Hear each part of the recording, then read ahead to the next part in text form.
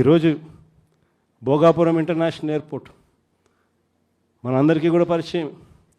ఆ పనులు 5 సంవత్సరాలు చంద్రబాబు నాయుడు హయాంలో పనులు మొదలు కాల. బ్యాలెన్స్ ల్యాండ్ అక్విజిషన్ పూర్తి ఎప్పుడైంది అని అంటే అది మన హయాంలో. ఆ ప్రాజెక్టు శంకుస్థాపన ఎప్పుడు జరిగింది అని అంటే మన హయాంలో. ఆ ప్రాజెక్టు 30% పనులు ఎప్పుడు పూర్తయ్యాయి అని అంటే అది మన హయాంలో.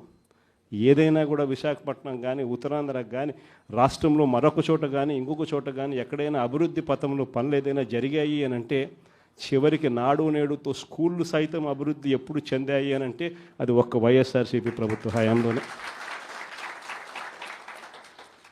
ఈరోజు అన్నీ కూడా నాశనం అయిపోయిన పరిస్థితి కనిపిస్తూ ఉన్నాయి.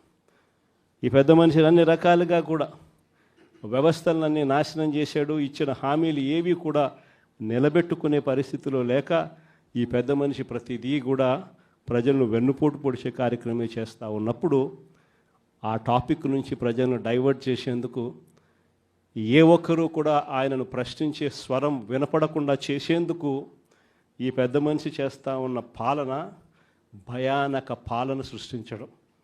ఆ భయానక పాలన సృష్టించడంలో భాగంగా ఈరోజు రెడ్